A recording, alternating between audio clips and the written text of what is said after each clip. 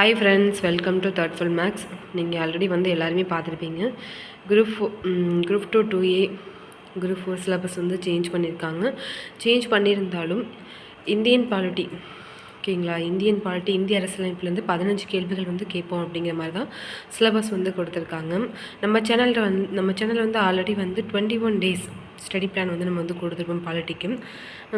ஏன் அப்படின்னா 21 நாளில் வந்து 37 லெசன்ஸ் வந்து கவர் பண்ணுற மாதிரி தான் அந்த ஸ்டடி பிளானை வந்து நான் கொடுத்துருப்பேன். அதனுடைய ஃபர்ஸ்ட் டே வந்து இன்றைக்கி தான். வாங்க வந்து 21 நாள் வந்து என்னோட நீங்கள் ஃபாலோ பண்ணிக்கலாம். ஃபர்ஸ்ட் டே வந்து நம்ம இந்திய அரசியலமைப்பை தான் வந்து எடுத்திருக்கோம். வாங்க இந்திய அரசியலமைப்பில் வந்து என்னென்ன இருக்குது அப்படிங்கிறத பார்க்கலாம். நிறையா பேர் வந்து இந்த லெசனை வந்து நீங்கள் நிறையா தடவை படிச்சிருக்கலாம், புதுசாக படிக்கிறவங்களாகவும் இருக்கலாம். படிக்கும்போது வந்து இதை வந்து டீப்பாக படிச்சுக்கோங்க. ஏன்னா வந்து நமக்கு இதுக்கப்புறம் வந்து புதுசாக படிக்கவோ இல்லை வந்து நம்ம ரிவிஷன் பண்ணுறதுக்கும் நேரம் இருக்குமா இருக்காதான்னு தெரியல, அந்தளவுக்கு நமக்கு டைம் கிடைக்குமான்னு தெரியல. படிக்கும் போதே வந்து எல்லாத்தையும் வந்து டெப்த்தாக வந்து படிச்சுக்கோங்க.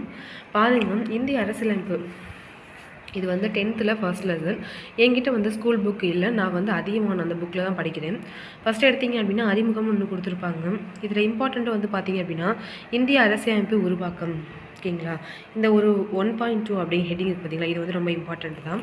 அதுக்கப்புறம் வந்து பார்த்திங்க அப்படின்னா இந்த இந்திய அரசியலமைப்பு இத்தாலிய பாணியில் எழுதப்பட்டது, அது நம்மளுடைய இந்திய அரசியலமைப்பு. அதே மாதிரி இந்திய அரசியலமைப்பு சட்டத்தின் சிறப்பு கூறுகள்லாம் வந்து பார்த்திங்க அப்படின்னா இதெல்லாம் வந்து வாசிச்சுக்கோங்க.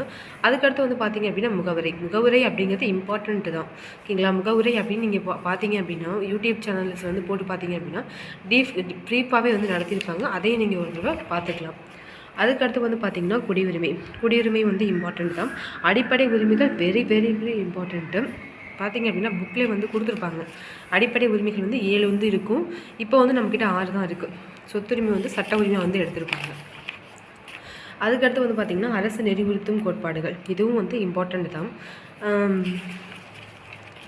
அதுக்கடுத்து வந்து பார்த்திங்கன்னா மத்திய மாநில உறவுகள், அலுவலக மொழிகள், அவசர கால ஏற்பாடுகள், தேசிய அவசர நிலை, மாநில அவசர நிலை, அரசியலமைப்பு சட்ட திருத்தம், இவ்வளோ தான் வந்து இந்த லெசனில் வந்து இருக்கும். நம்ம வந்து இந்த லெசனை தான் இன்றைக்கி வந்து நம்ம டார்கெட்டில் வந்து எடுத்துருக்கோம். இன்றைக்கி வந்து நம்மளோட ஒர்க்கை வந்து முடிச்சிட முடியுதா, இன்றைக்கி இந்த இந்திய அரசியலமைப்பை வந்து முடிக்க முடியுதான்னு பார்க்கலாம். நீங்கள் வந்து படிக்க ஸ்டார்ட் பண்ணிட்டீங்க அப்படின்னா லைக் பண்ணுங்கள், கமெண்ட் பண்ணுங்கள் படிக்க ஸ்டார்ட் பண்ணிட்டோம் அப்படின்னு. ஏன்னா வந்து சிலபஸ் வந்து சேஞ்ச் ஆகிடுச்சு, அதே வந்து திங்க் பண்ணிவிட்டு அதையே வந்து திரும்ப பார்த்துட்ருக்காமல் புதுசாக ஒரு ஸ்டடி பிளான் போட்டு படிக்க ஆரம்பிச்சிடுங்க.